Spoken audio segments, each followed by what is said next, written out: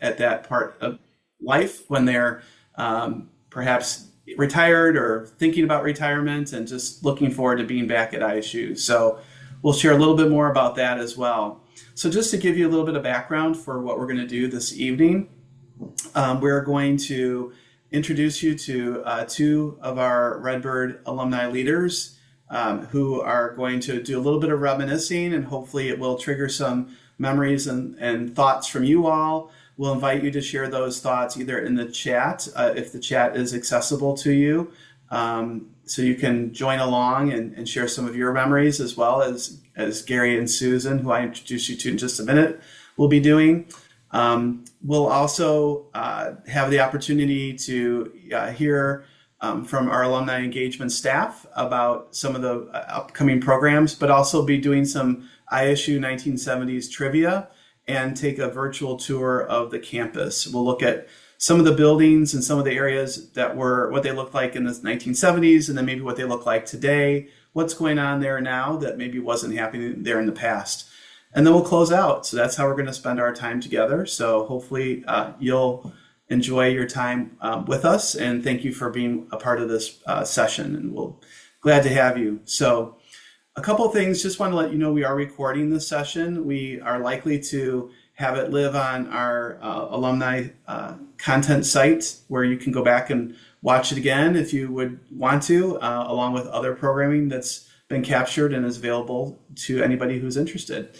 So we are recording it, just to let you know. And we talked a little bit about homecoming already, so I think we'll go ahead and get started and jump right in. So first and foremost, I want to introduce to you two of our guests for this evening, Gary Tiffany and Susan Nelson Brown. And they are proud members of the Redbird alumni world, and they were also students in the 1970s, like most of you, I'm assuming. So we're excited to have them here, and they're going to kick off some of our reflection and memory session here. So we're going to begin by just asking Gary first, and then Susan to introduce themselves to you and tell you when they were on campus, and maybe a little bit about what they're doing today as it relates to Illinois State and where they reside. So we'll go ahead and start with you, Gary. Okay. Hello, everybody. My name's Gary Tiffany, graduated in 1974, grew up in the Peoria area, attending East Peoria Community High School, and headed off to ISU in the fall of 1970. While I was at ISU, I earned a bachelor's degree in accounting and business administration and was active in the ISU marching band, Phi Mu Alpha, WGLT, Watterson Activity Association, the National Association of College and University Residence Halls, and served as a resident hall student advisor while I was there. Also helped form the organization that ultimately became the Cape and Cinema Board. So I had a lot of good times while I was there at ISU. I retired at the end of 2017 after a successful 43-year career in life insurance sales, sales support, and sales marketing, the last 37 of which I was based out of Rockford, Illinois, with Pekin Life Insurance Company. And I now split my time between our home here in Cherry Valley and Fountain Hills, Arizona, spending 6 months out there during the winter. And I'm an avid golfer, community volunteer, Bears fan, craft beer explorer, and a proud Redbird fan. I currently serve on two boards here in Rockford, the Northern Illinois Hospice Operating Board and the Northern Illinois Hospice Foundation Board. I'm also president of our Homeowners Association out at our Arizona home community. And I was a member of the ISU Alumni Association Board for 18 years, serving as president from 2009 to 2010, and helped create the ISU Alumni Association Scholarship Fund, which annually awards scholarships to deserving Redbird students. Great. So thanks, Gary. That's me. You got to find something to keep you busy, I think. The homeowner association one was the one that really frightened me. But so good for you for all the things you do. But that in particular, I can't even imagine what that's like out in Arizona. But thanks for your leadership and all the things that you do to make us proud of you as a Redbird alum. So Susan, did you want to introduce yourself to the group? Sure. I don't think it'll take quite as long as Gary, and I just found out I was doing this afternoon, so I didn't prepare anything in advance. But I'm Susan Nelson Brown, born and raised in Paxton, Illinois, just a few miles east of Bloomington Normal. Graduated from Paxton High School, which is now Paxton Buckley Loda, and came to Illinois State in 74, graduated in 78. And as I usually tell people, I graduated in 78, but I was only 12 years old. So Mm-hmm. um, I was young. And I have a degree in accounting, also a College of Business grad. I have on campus, I was in the Student Accounting Society and I worked a great deal at Greta's Fabrics in downtown Normal. If anybody ever walked by there or saw that, I also worked for a management consulting firm in near downtown Bloomington. And the last couple of years, I worked at Bloomington Country Club. So I kept myself busy working nearly full time while studying accounting. Then now I live in Dallas, Texas, and I'm the owner of a state and local tax consulting firm. And I also serve on a couple of different committees for a national tax organization. I'm co-leader of my neighborhood association here in Dallas, and I also do some volunteer work delivering pet food to Meals on Wheels clients on Saturdays during the once a month, they have a Saturday delivery for pet food. So I do that too. So and currently I serve as president of the Illinois State Alumni Association Board of Directors. Yes, you do. Most important of all. So thank you for your service to Illinois State as well. So we're going to ask a couple questions of Susan and Gary just to, again, spark some memories. And, my hope is that either through the Q&A or the chat, if there's a chat available to you, that you can also add your memories so that others can see them. So if you have that capability on your Zoom, please do so. And if it doesn't work out, no worries. You can also try to raise your hand if you want to be called on, and we could take you off mute and you can share a memory once we hear from Susan and Gary. So what the first question is, and just to let you know, I graduated in the 80s. So I don't have all the same memories that you all have, but I love the 70s, as you can tell from my shirt. So, but I'm excited to hear some of the memories you all have.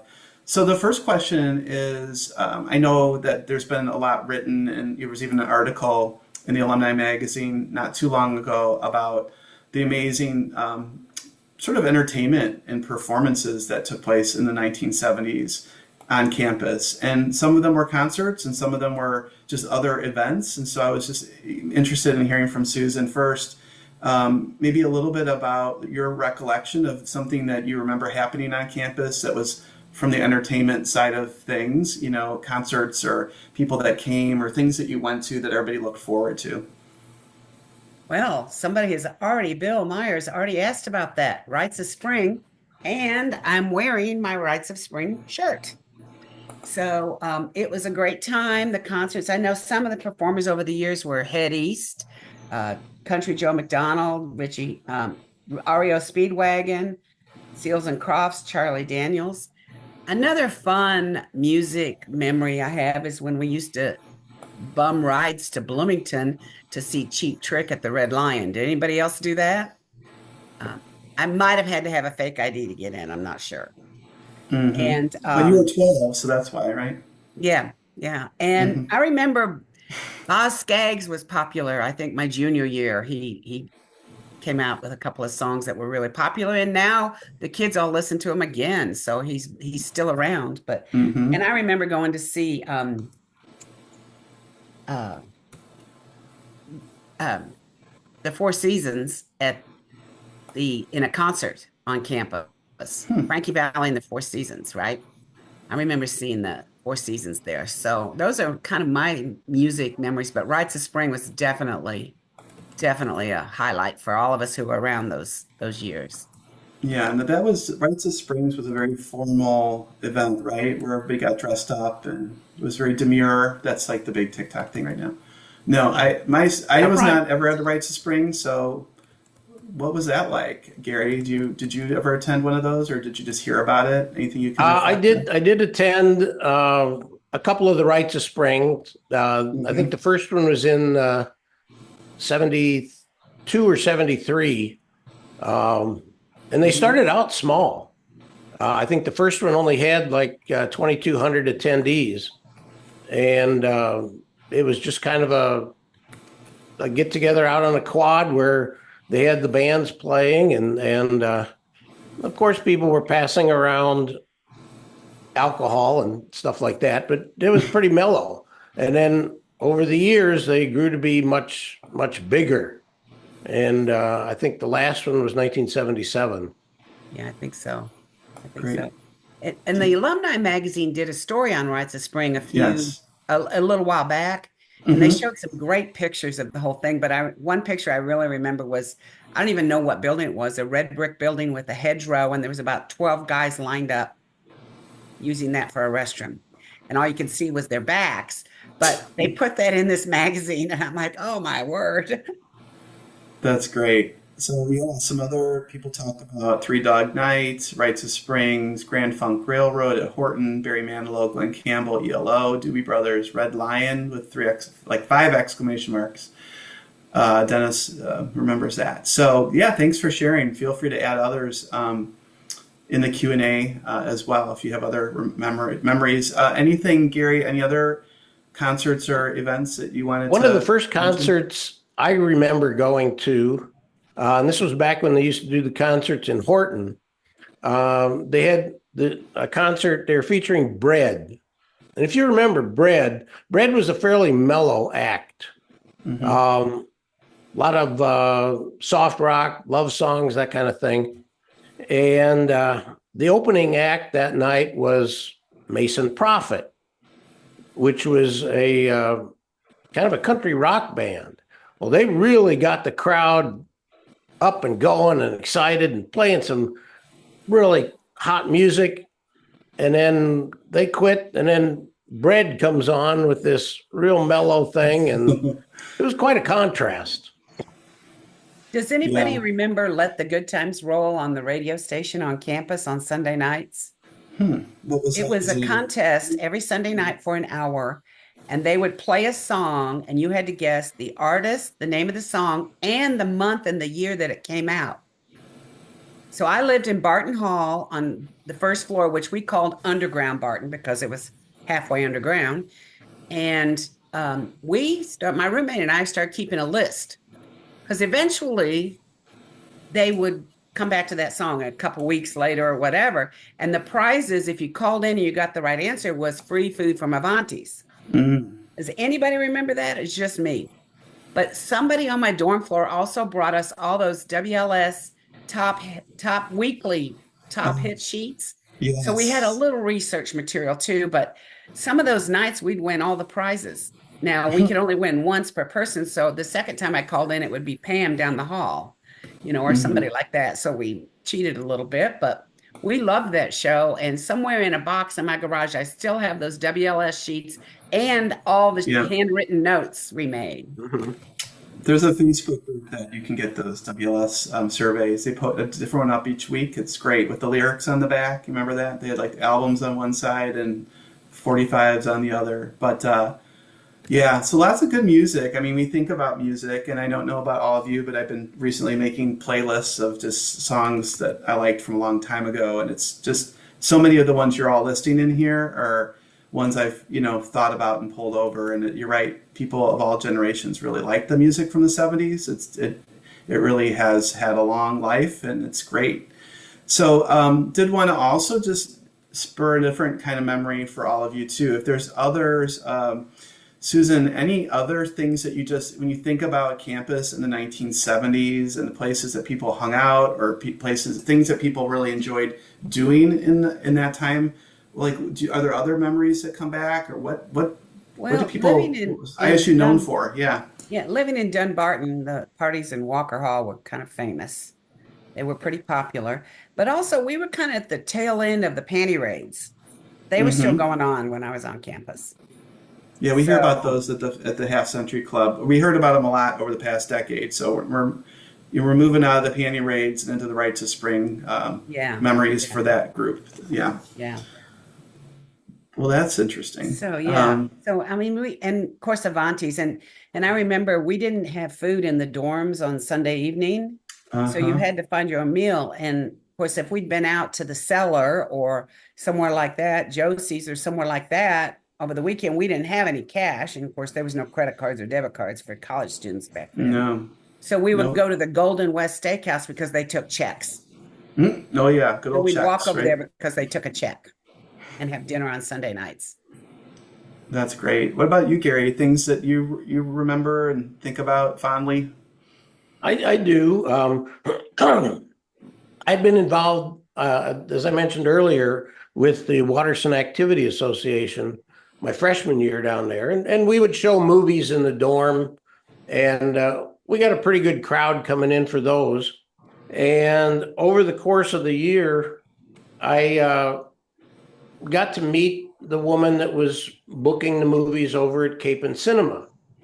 And it was an older lady over in Hovey that was doing it. And for the most part, she was only bringing in G and PG rated movies, which was fine. They were free. But in talking with her, I was able to put together a student organization to take over the bookings for Cape and Cinema starting in sophomore year. Hmm. And we started bringing in more of the R-rated movies, what you would call second run movies. They'd been in the theaters already, but now they were coming around their second time. And it really went over well. We started showing 2 and 3 showings Friday night and Saturday night. And we were selling popcorn and all kinds of stuff, and really got a great response Yeah. from the students. The organization originally started out as Media Enterprises, and eventually we renamed it, I think, junior or senior year to Cape and Cinema Board. Hmm. I went there many times. It was great. I Yeah, did too. the first year the movies were free. Then I think we started charging 10 cents to get in. And of course, that was an outrage to the students. And it eventually went up to 25 cents my senior year. But Yeah. we had some good times with that and brought in That's a lot of good entertainment. Yeah, that was great. That was such a great legacy. Well, we could talk about a lot of different favorite memories and moments, but we wanted to also invite Stephanie Duquesne, who is one of our fantastic alumni engagement staff members, to talk with us a little bit. Well, first of all, do a little bit of trivia, and then have us take a little bit of a virtual campus tour. So we're going to turn it over to Stephanie. Hi, everyone. Well, like Steve said, I have the privilege of being one of your senior directors in alumni engagement, and it's super fun to see all these names on the screen. Many of you have attended the Half Century Club if you're prior to 1974, or other reunions that I have been a part of. Steve, you can see my screen, right? You could see my screen. Okay, here's Yes. what we're Uh-huh. gonna do. We are gonna play a little trivia. So I know you can see each other's answers, I believe, but in the Q&A, don't type a question, type the answer that you think this trivia from 1970s, if you think you know the answer, and some of these memories are already covered. So, but let's get started. Question 1. Name a famous alumni that graduated from Illinois State University in 1977. I'm going to give you some time to answer that. Who might we be talking about? Famous alum that graduated in 1977. see some answers coming in. Mm-hmm. Okay, let's see. Got some Jane Lynch's, some Doug We were talking about Collins. Gary Cole. Anybody went to school with Gary Cole? He graduated in 1977. Our next question. Now y'all are going to get this. Famous Redbird basketball player from the 70s. Some of you already answered that. Marcia, you're on it. Stephanie, I think he graduated before 77, didn't he? Gary Wasn't he? Cole. No. Doug Collins graduated before. He graduated in 77. 73, I think Yeah. it was. Yeah, I just Yeah, said he was a little 70s. before Yep. 77. Yeah. Mhm. He graduated. It was Gary Cole that graduated in 77. No, I was talking about. This famous Redbird player graduated in the 70s. And if you said Doug Collins, you were right. Question 3. Does anybody remember what famous incident caused a confrontation on campus in May 1970? Okay, we've got some smarties on this call. Yes, it was the flagpole incident in 1970. Does Who anyone was just What was that, just Stephanie? it was in reaction to Kent State, I believe. Am I right? It was prior to my birth. So does anybody remember that? I believe it was, as you said, in response to Kent State, and some students tried to lower the flag to half staff, and some other people came in. I think they were workers, came in and took it back up to the top of the flagpole. Yeah, and that caused, you could see, oops, sorry. Here, the folks in the truck, I believe, are students with the police protection. I believe that's what that picture means, if I remember my archives education right. great. Some of you put this in the chat already. Yes, the famous head coach, one of our most beloved head coaches in ISU history, was Will Robinson. And if you get a chance to get back to campus, this is the statue of Doug Collins and Will Robinson that's right outside Redbird Arena. So it was a really, it always gives me chills when I think about it. When it was unveiled and dedicated, it was a really special moment on campus. And Stephanie, was he the first African-American basketball coach in the NCAA? I believe that is right. Yeah. Somebody tell me if I'm right on that. I Yeah, don't it's know on for sure. chat too. Yeah. So do we know, could you have a guess how many students went to Illinois State University in 1973? Janet thinks 20,000. Cheryl's looking at 12. Got anywhere from 13,000 to 20. Well, we were at 18,000. So Claire, almost. Bill Mayer, you were spot on, 18,000. We're not quite ready to announce where we're at this year, but we may be at our largest incoming freshman class. So we're growing. And we're going to be probably over 21,000, but don't mark my words. It hasn't been announced yet. So what well-known building, ISU building, was built in 1976? What building was built in 1976? I think I know, but I'm going to let the group guess. We got Watterson. Lots of ideas about that. It was Milner. Janet, you were right. Kevin. Watterson opened in the 60s. I believe it opened in the 66 or 67. So am I right about that? It was 67, 68, I think, was Watterson's first year. Yes, I always remember by our anniversaries, and we celebrated 50 years of Watterson like before COVID. It's like pre-COVID, post-COVID is how I can remember when I do my reunions. All right. Who was Milner Library named after? Now, this is not a 1970s trivia. I just want to make sure you know. Who was Milner Library named after? Yes, if you said Miss Angeline Vernon Milner. You are correct. There she is. Much beloved librarian of Illinois State Normal University.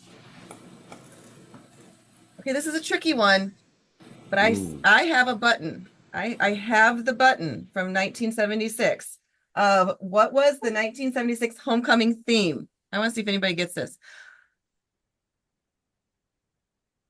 Oh, It's Tim, Pauline anybody Susan. get this? That's what it was. I actually am going to try to convince our president to maybe bring this back because it's so good. Good vibrations. That was your cool. homecoming theme in 1976. So I think that's very fitting. I did say before we hopped on this call, I think this photo is not from the 70s. The hairdos look a little more dated. But it was a good photo capturing students building a float, which they still do to this day. There's still a float building contest amongst student organizations in our homecoming parade. Okay, 2 more questions for you. How many total students attended Rites of Spring Music Festival over the course of its entire duration, which was from 1972 until it sadly got shut down by the president in 1977? Ooh, this is a tough one. I know it started out about 2,200 that first year, Gary, but I know it was over 5,000 several years, right? Yeah, I think the last year was 20,000. Yeah. I think other colleges in Illinois used to bus people in for it. Okay, so this number is just counting Illinois State University students. So I may have tricked you a little bit. So according to the archive documents, we have somebody who raised their hand. Let's ask if he knows before we give the answer. Okay, they put your answer in the chat. Yeah, Dan Witt raised his hand. I can't put him on screen, Susan. He'll have to put something in the chat. Okay, well, just ISU students, according to the Vedette, was 18,000 students. Seems low now that we're talking about this. So maybe that. How did they know they were just ISU students when it was? I don't know. Did y'all buy tickets? I don't know. I don't know. Yeah, that looks more like the 70s right there. Yeah, that seems too low. That's way low. It's wrong. We'll just say it's wrong, Vedettes. We'll try to figure out how to fix that. Okay, last question. Like Steve mentioned, there was a lot of construction and campus growth in the 70s, and you were a part of that. When was DeGarmo Hall, which is now and then, I believe, home to the College of Education, built? Got a 72, 73, 72. Good job, Janet. Good work, you all. I think that you are all winners in my mind. And that was just a fun little trivia to get us remembering some of our ISU history. And now I thought it would be fun. We thought it would be fun to take a little trip, a virtual trip around ISU campus. Can you see my next screen now? Great. Yes. So these are all pictures that we have pulled from the early 70s yearbooks, our indexes. Those are all online if you ever want to go down memory lane there. But unfortunately, the index stopped producing in 73. So these are from 70, 71, and 72. There's also some archive photos that we found online outside of the index. But as somebody who plans reunions from ISU, I am so sad that the index ended because it does make my job harder. This year, like Steve had mentioned earlier, we're inducting the class of 74 into the Half Century Club. And I usually like to show the pictures of all the attendees from their yearbook. And now I have to email them all and ask them to send me their photo. So I wish index still went on. But here is a journey back to campus in the 70s. We are going to start with looking at Watterson Towers. So it hasn't changed much. If you come back to campus, you're going to be like, I think it's a little bit different of a color. It is. It did get repainted several years ago. So I would say it looks brighter. It's like more of a white than that darker brown color. It still houses our students. It's our most occupied residence hall. The rooms are unique, as you remember, set up in suites. I bet there's several people on this call that have some great memories in Waterston. And then we've got Hewitt Man. What was that, Steve? There's no gap by those bridges anymore from the elevators. It's all filled in. Oh, right. Stephanie, how many students are in Waterston? Oh, Susan, I knew you were going to ask me that, and I was going to look that up before we got on this call, and then I got busy. So let me find that number. I think it's 2,200. It's a lot. It's a lot. I know it's more than like what's in Tri, which is, our 3 dorms. So I'll find that number and I'll let you all know when it's not my turn to talk. Hugh and Manchester, so those are 2 other dorms, are still residence halls, still used as resident halls. I think when I went to school, and I don't know if this was how it was in the 70s, but Manchester or Hugh, one of them was all women. Now some folks are kind of surprised to know that we have like co-ed floors. 2 female students could be living right next door to 2 male students. So we don't just have an all-females dorm anymore. I know at one point it was Walker. We had what I believe you all called the Virgin Islands with Ash and Colby. But now they're all co-ed. So it's different. There's still more students that identify as a female at Illinois State University than male. So some floors are more heavily female and some floors might just be female. But it's all co-ed now. Well, Stephanie, in the 70s in Dunbarton, if you had a male guest in your room, he couldn't be in the hall unescorted. Mm-hmm. And so if he had to go to the bathroom, you had to walk down to the bathroom with him and check that there's no one in there and let him go and then walk back to your room or back to the TV room or wherever you were at. But you couldn't even have an unescorted male in the hall of Dunbarton. Susan, what floor did you live on? Underground, first floor Barton. Oh, I lived on 4th floor Barton. Oh, okay. Yes, so we called it underground. Okay. Because my room was right on the Circle Drive, and so our window was like grass level. Yeah. When I lived there, that was an all boys floor, and that's where our laundry was. Right. Yes. Right. Right. But we, it was a different time back then, but my roommate and I would just leave our window cracked a little bit. And then if we stayed out past 10 o'clock when they locked the doors, we could just go in our window. Slide right on in. Okay. Yeah. Well, little hacks.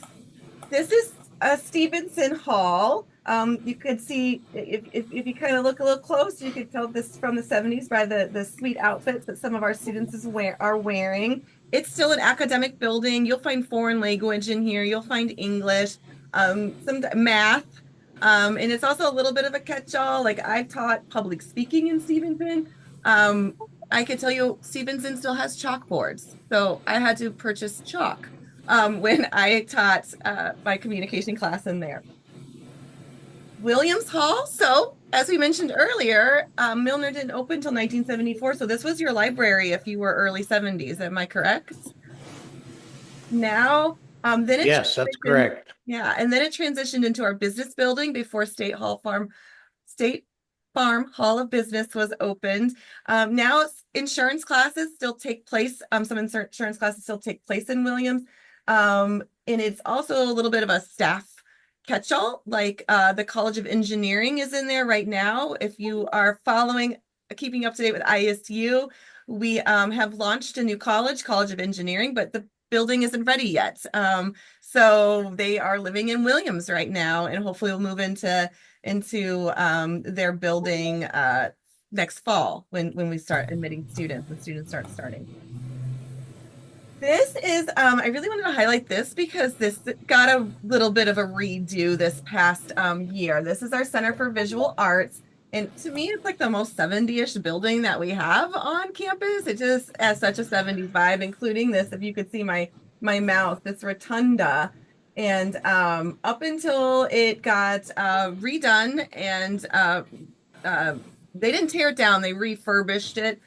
you literally had to walk through the middle of classes to get to your next to class. And so if you were running late, you might have to walk through somebody else's class while the teaching was going on to get to your class. It just didn't make sense. It's round. So it makes a little bit more sense now. It's still round, but there's different entrances and exits, and it's beautiful now if you get a chance to come back on campus. Here's McCormick. So if y'all remember, when we took down Dunbarton Walker and built our new campus student recreation center, McCormick got a redo inside. But at the time, President Bowman was president, and he really, really wanted to keep McCormick's facade. He said, if this is part of the quad, if you change the way McCormick looks, you're changing our quad, and our quad can't be changed. And so McCormick got a redo inside, but outside, they fixed the bricks, some nipping and tucking. They did get new windows, but the facade is all the same. It looks the same. The entrance is the same. The doors are different now. The windows are different, but it very much still looks like this and still houses our K&R classes, physical therapy, sports management, and is attached by a bridge to our new student rec. And so it smells yummy in there. It smells like a chlorine pool.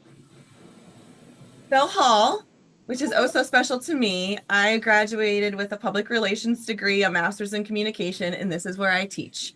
It's been lots of things, and I know it was an international house in the 70s before, and it stayed the international house for quite some time until the School of Communication moved in, and now it's the home of School of Communication, our student radio station, our student TV station. And then there is some advisory. There's a floor that the students go to with their freshman, sophomore to get advising called University College that sits in there. Here's DeGarmo. Also, I would say it's second runner-up for the most 70-ish building on campus. It houses our College of Education. It's had a lot of updates in the last 10 years, including this summer. If you remember DeGarmo, it's like kind of up on stilts, and you can like walk kind of under it, and it's like held. There's like a little lobby, and that's where the elevators are. So I don't know, it's kind of like a popsicle. Best way for me to explain it. So the concrete and the foundation got an upgrade, so it can continue to support DeGarmo this summer. Also, a building that doesn't quite make sense on how to get to you. There's certain ways that you can't enter it because of the railings and such, but I don't know, y'all were a little confusing in the 70s architecture world. Cook Hall, which everybody will remember. If you are familiar with this fun fact, every state university in Illinois has a building that has this castle-like structure. And that is because the governor at the time was pushing physical education. And so pushed the building, the creation of gymnasiums on state universities, and he just loved this architecture. So they all look like this in some way. So when it was first built, it was our gymnasium. What was it in the 70s? In the early 70s, when I was there, the tower housed the radio station. Right? Yeah. You had the FM station down below, one story down, but at the top of the tower was the AM radio station. The GLT. The WGLT that broadcast on closed circuit to the dorms. So now School of Music is in there. So if any nice day on the quad, some beautiful music is just flowing out of the castle, and it's one of my favorite places to walk by. It also has the stinky ginkgo tree, if you will all remember that. That is one of the oldest trees on the quad that gets a little smelly in the fall, right outside Cook Hall. Edwards Hall, which is our College of Nursing, but we remember Edwards Hall, right? Because it had Capon in it. It has Capon in it, right? Mm-hmm. Remember Capon Auditorium? We had a lot of memories here with that. Capon got a little bit of a refresh a few years ago, but it still looks the same. It just got a good paint job and some updated technology. But if you're ever on campus and you pop in, the memories will come flowing flowing back. Schrader. So Schrader houses our politics and government, history. I just lost the word, but it's architecture. Social work? Not social work. When you find old things in the ground and you are going to study them. Archaeology. Thank you, archaeology. It looks a lot the same. We do have the ivy on it now that they do have to pull back every once in a while to help the bricks, but the clock is still there. The clock looks just like that. The windows look different because I remember this. I was a political science minor, so all my poli-sci classes were in there. And so it would have been the spring of like 2002, 2003 that Schrader finally got air conditioning. And so all the windows got replaced and central an HVAC system got put in to give central like cold air, right? So then I finished my minor, so then I didn't get to enjoy the air very much. But a lot of student groups will meet in Schrader because it has one of the largest lecture halls outside the Center for Visual Arts and State Farm Hall of Business in Schrader. They're really the ones that have those lecture halls. Family? I transferred in, so I never had a class in family, but I think it has always been the science building, right? Mm-hmm. It's always, Yes. you'll remember it as a science building. I could tell you this, where you see this air conditioner up here, that is where you will find one of the largest insect collections in I believe in the US.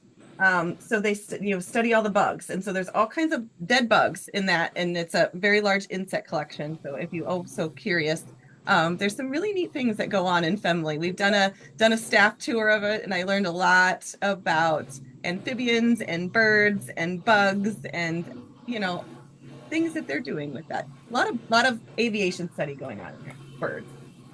Moulton Hall. So way back in the day, Moulton, wasn't that a lab school? Remember that? Way back, this is way before your time, but I believe Moulton started off as what now is our Metcalf U High. I could be wrong, but I think that's it. Now, Veterans Affairs is in there, our registrar's office is in there. I love this picture because those trees are still there. And I just always have this, get chills when I think about how you all graduated in the 70s, I graduated in the early aughts, but we all walked by these same trees and on these same sidewalks, building very similar memories. Somebody posted about frat chugging parties. Not that I attended one of those, but we all have the same stories, just different eras. Here's Hovey. It has always been our administration building. So that's always where our president has sat. And our cabinets and those folks. Now you can find admissions in here and financial aid in here. Really a one-place stop if you're trying to figure out school. You used to have to sort of go to Fell Hall. You'd have to go someplace else for admissions, get your questions answered. Now it's all in our administrative building, Hovey Hall, which makes a lot of sense. This is your old union, right? Yes. Old center wasn't built yet, right? It opened up when I was there. Yeah. Yeah, they started building the current union It was like in 73. 1970. Yeah, so it 71. recently celebrated 50 years. So some of you will still remember the old union being your union. Now this is where the public radio station is. Our IT folks, technology, those kinds of things.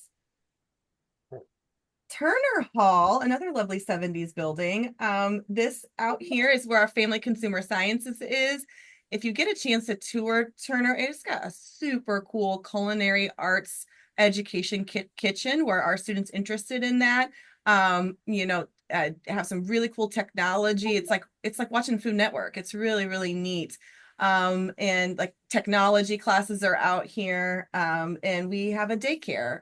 So our ISU students that are studying that early childhood can have really hands-on experiences with a daycare that a lot of our faculty, staff, and students take advantage of. I love this picture. This where engineering's going to? Engineering is going to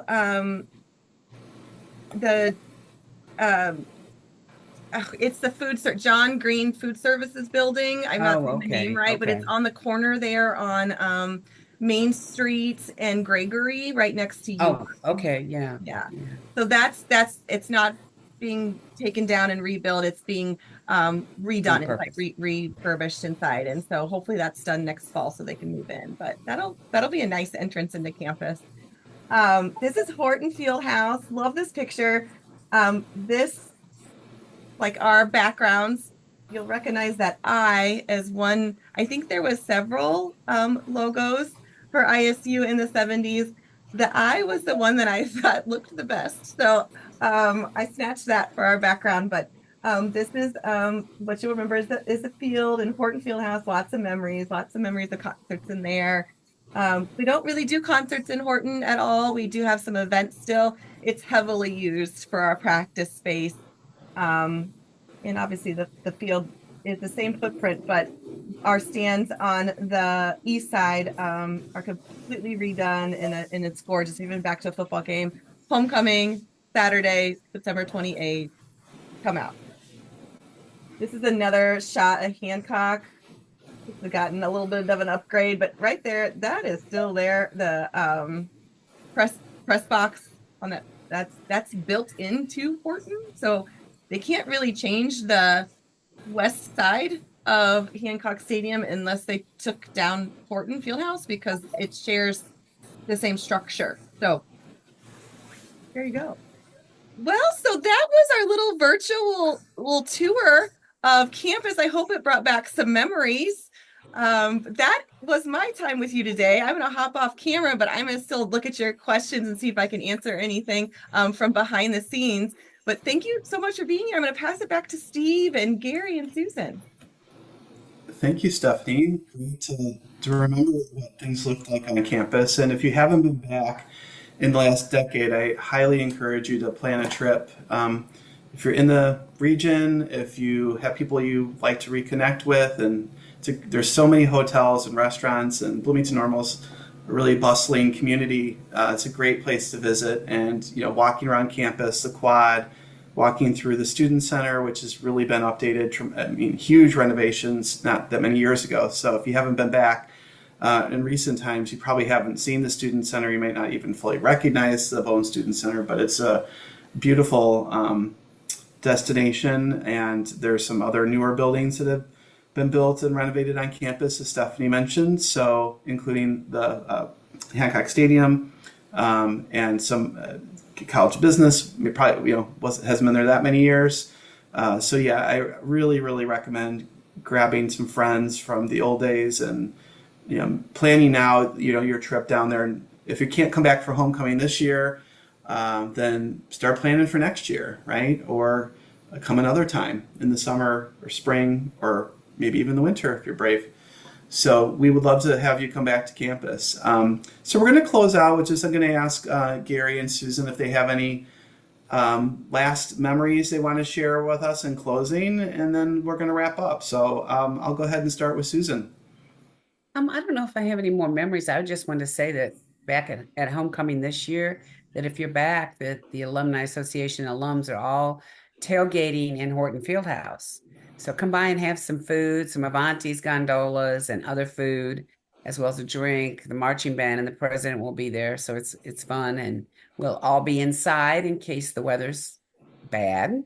So that'll be fun too. So come by Horton and say hi. Yeah, it's great. And there's so many people there, and all the colleges have, areas that you can come back and visit with people. And it's you don't have to be invited to a tailgate because there's a huge tailgate for all of us, and that's my favorite one. So you don't have to, if you don't have people going to meet you there and you don't have a spot to tailgate, you just come into the field house, and it's perfect. As Susan said, the weather is always the same in there. So come on back anytime. Gary, some closing thoughts you want to share? Well, I would also like to encourage people to come back for homecoming at the end of the month. I know I'm going to be there because my class is being inducted into the Half Century Club. So I'll be there for that. Should be a good game. We're up against one of our big rivals, North Dakota State. Yeah. And we'd really like to beat them this year. That's what we need for homecoming. We would. Yeah. Well, we're going to win a Plus, lot of it's games always this year. great to see the marching band. I love that. Hmm. That's always a highlight. Yep. Yeah. Well, good. It's wonderful to be together. I hope that this past hour gave you an opportunity to reflect and triggered some really good memories, fun times at Illinois State University. It's always there, and it's always a place that part of who you are is was formed there. So I really do hope that you have a chance to visit campus again. And there's a lot of great resources available online. You can call Alumni Engagement if you have questions. And please, always we all know people who have kids who are college age. Some of our grandchildren or others in our family or neighborhood. Illinois State's still a fantastic school. It's very popular, as you know. It's thriving, and it's exciting to see how well things are going. So thank you for being alums and for being supportive in so many different ways of Illinois State University. We hope to see you on campus again soon. We also have a lot of events that happen off campus in different communities, not just the Chicago and Bloomington-Normal area, but Peoria and really throughout the United States. Oh, I think there's even some in Dallas, Texas, right, There Susan? might be a few in Dallas, Texas. We are going to have some game watch parties, but we're going to do a joint football watch party with the Youngstown State alums that live in the Dallas-Fort Worth area. So that'll be a joint Very party cool. with alums from both colleges, and it was kind of fun when we did it last year. So Yeah, so you can watch go for to an update. Dallas and have an ISU event. Some of us were I think all of us actually were just in Iowa City, so that was fun. And tons of ISU people there. We had an event that had at least 100 people and other tailgates, and you look in the stands, you see little red dots all around, amongst the gold. But it was fun. So wherever you can find your ISU connection, it's good for the soul. And just really happy that you chose to be with us tonight. And we'll try to do this again sometime. So thanks for being a part of it. We appreciate it. Have a great rest of the week and great evening.